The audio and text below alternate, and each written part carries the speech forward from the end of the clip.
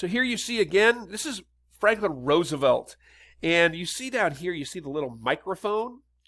Roosevelt used the new technology of the age really to communicate with the American people. The technology of the age in terms of, today people have televisions and computers in their homes. Well, in the 1930s, people had radios in their homes. And so Roosevelt used the radio to create unity in the country, to build support for his policies while he was president. And he called his radio addresses the fireside chats. During the 100 Days, this is a picture of Roosevelt delivering a fireside chat about his national banking holiday and many of the reforms that he planned. And he would do these throughout the 1930s and also during the Second World War.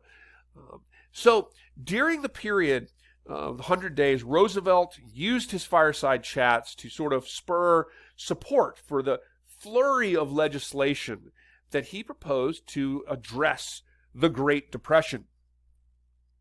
And by and large, the legislation was very effective. It didn't solve all the problems, but it particularly created long-term stability in the country, particularly before Glass-Steagall removed commercial banks from the stock market. It created real stability in the banking systems. And of course, many of those reforms remain in place today, and they still create stability in the banking system. The SEC to create stability in the stock market, very, very important. There are long-lasting infrastructure developments like the Grand Coulee Dam, for example, or a myriad of roads and parkways that have been built in the United States that were the product of Franklin Roosevelt's New Deal, as well as the legacy of unemployment insurance, of Social Security programs. All of those types of things, other types of so-called welfare programs, are all built on the ideas embodied first in the New Deal. This graph is showing you unemployment. So we see at the outset of the Depression, unemployment was hovering around 5%. When the Depression hits, it skyrockets. And it was in many cases near 25%. And in many cases, in certain areas, in like the Rust Belt as it's called, you saw numbers as high as 50% unemployment and even higher. This is when Roosevelt takes office and begins implementing his reforms. As the New Deal takes hold and you start to see programs to put Americans back to work, you see the unemployment rate drop pretty significantly. When a number of those programs expired, because they weren't necessarily permanent in all cases, you saw the unemployment rates go back up because the private sector was not yet able to provide a robust enough and thorough enough employment to sort of get back to those pre-Depression levels. And that led to what's sometimes called the Second New Deal, where you had a new flurry of New Deal programs designed again to help put Americans back to work, building the infrastructure of the country, educating people, assisting farmers, and so forth. And you see the numbers then go back down. And of course, when you get into the blue, it comes back down. And right around here is when you start seeing it go way down. And this, of course, is because of U.S. involvement in the Second World War.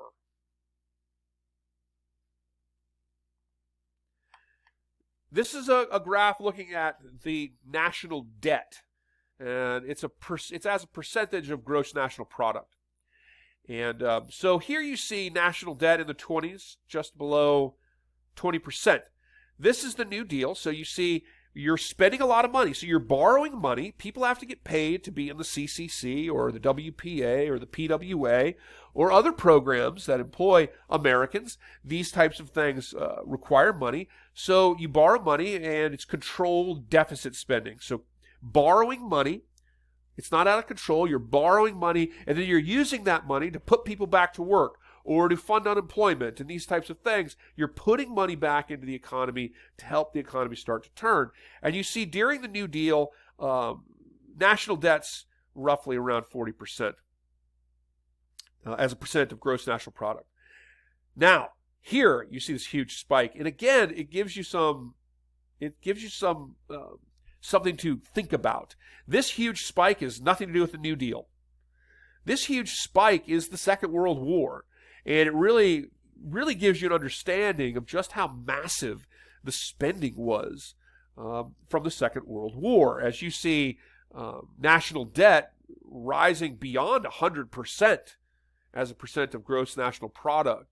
So the New Deal was a really rather minor increase in the debt during this time period when compared to the massive explosion in debt that you see as a result of the Second World War, as the United States had to borrow tremendous amounts of money and had to fund huge programs to send Americans off to fight, to encourage car companies and so forth, shipbuilders, to build the ships, to build the tanks, these types of things that were necessary to fight Nazi Germany and the Japanese Empire. It's also important to remember, many times you will hear people say that the New Deal didn't solve the Depression, the Second World War did. However, if that's the case, one might just consider that perhaps spending wasn't high enough during the New Deal, if indeed that's the case when you look at this comparison between the two. But the spending of the New Deal was highly controversial for individuals from the 1920s era, individuals who were conservative, sort of fiscally conservative Republicans and some Democrats during the 1920s certainly criticized the inflationary spending of the New Deal. Though again, it really pales in comparison to the scale of national debt as a percent of GNP that occurs with the Second World War and beyond, by the way. The Second New Deal centered largely on relief, and I outlined some of the relief programs for you, and I wanted to point them out here and give you an example of a Social Security Board sort of advertisement, if you will, promoting Social Security as an ideal of the New Deal. So Social Security, which remains today in the United States, is a critical component of providing stability and security, particularly for Americans who are elderly, who can't work anymore. There's a huge problem in the United States during the New Deal with poverty amongst the elderly. And as you see here, you see this Social Security Board saying the widow of a qualified worker will receive monthly benefits at age 65.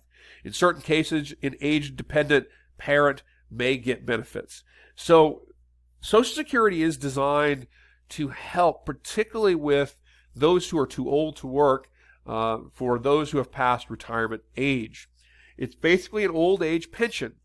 It's something designed to provide greater security to individuals when they are at a period of their life where they're unable to really work as they had been before.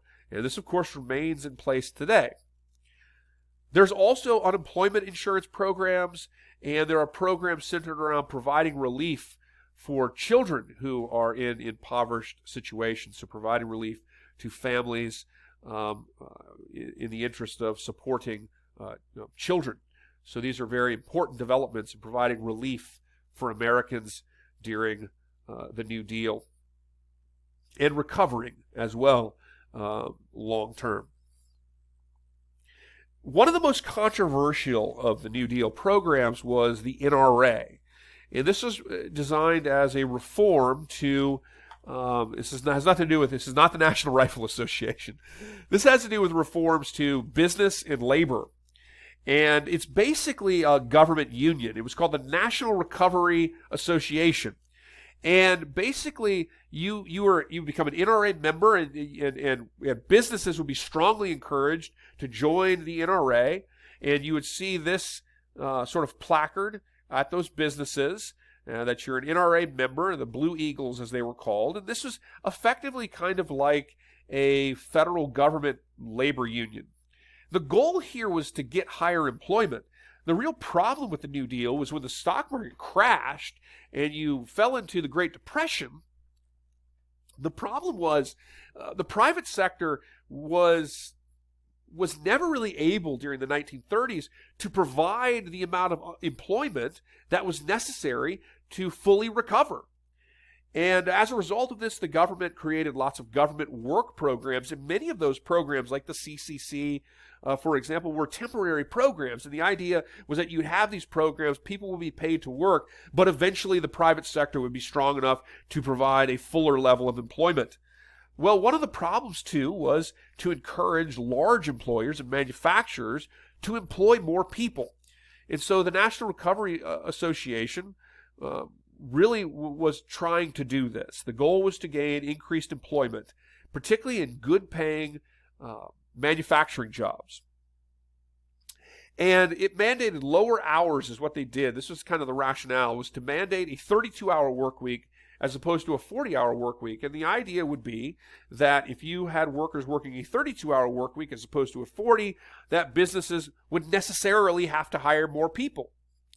And it may or may not have been successful in the long term, but Franklin Roosevelt saw this as like the epitome of sort of recovery in the New Deal, that you would basically create a program where businesses, large manufacturers, and corporations would be strongly encouraged to employ more people through federal policies designed to promote and protect good long-term living wage career jobs, particularly in manufacturing. And the NRA, connected to this also, you will find the development of the National Labor Relations Board and the creation of the position of Labor Secretary. And ultimately, you have a effectively legitimization and legalization of labor unions that are sort of the broader area of reforms to labor. However, the NRA, the National Recovery Association, was found unconstitutional by the Supreme Court, along with the Agricultural Adjustment Administration. And of course, that Supreme Court, there's 9 members of the Supreme Court, but 4 of those 9 justices had actually been appointed by one conservative president in the 1920s, Warren G. Harding. And so this led to a struggle with the courts, as you had a Supreme Court that was largely conservative and more of a strict constructionist court, less inclined to support some of the elements of the New Deal. And so Franklin Roosevelt became quite critical of the Supreme Court when the NRA was struck down and found unconstitutional. And he saw this as like really the epitome of what was needed to make the New Deal as successful as it could possibly be. Now, the Wagner Act was not found unconstitutional, and the Wagner Act is what legitimized unions, it banned unfair labor practices, and it created the National Labor Relations Board. That was not found unconstitutional, and again, this is a very, very significant, I should go back to that. The Wagner Act was not found unconstitutional. It's a very significant development in the United States. The National Labor Relations Board, the legitimization of unions, banning unfair labor practices were really, really significant developments to workers in the United States, even if the NRA itself was found unconstitutional. Now, the fight with the courts was one of the, and this is the last slide on this portion of the lecture, but the fight with the Supreme Court was really probably the most controversial thing that Roosevelt maybe did in the entirety of his presidency. The Supreme Court was largely packed with the nominations of Warren G. Harding. And FDR, because many of those members of the court were strict constructionists, meaning that they believed that you could only do what the Constitution said explicitly, as opposed to a loose constructionist who would believe that you can do things that are implied clause in the Constitution. FDR saw this court as an impediment to the full success of his New Deal. And the solution he sought, which he doesn't succeed in pursuing any of these, but he first tried to pass measures to get older justices to resign so that he could have more appointments. When that did not seem to work, FDR tried to expand the number of justices beyond the 9 justices. And by the way, the court had been expanded before. The Supreme Court was originally 7 justices, and it had been expanded, obviously, before. But this attempt was really a big political mistake for FDR, because a lot of people on both sides of the aisle thought he was really kind of overstepping what he should be doing as president, because whether you believe in the New Deal or not, a lot of people felt the Supreme Court, whose fundamental job is to interpret the Constitution and make rulings on what types of measures and legislations are or are not constitutional, that's a very, very important job, and one that ideally should remain outside of political sort of aims. And so it was really controversial. It was a political mistake for Roosevelt, but it was a political mistake that Roosevelt quickly recovered from, winning re-election. Of course, he won re-election in 1936, and then he wins re-election again in 1940, and yet again in 1944. And of course, in 1940, concerns had really been shifted over to the crisis in Europe as the Second World War had began, and some of these controversial efforts had largely been forgotten with respect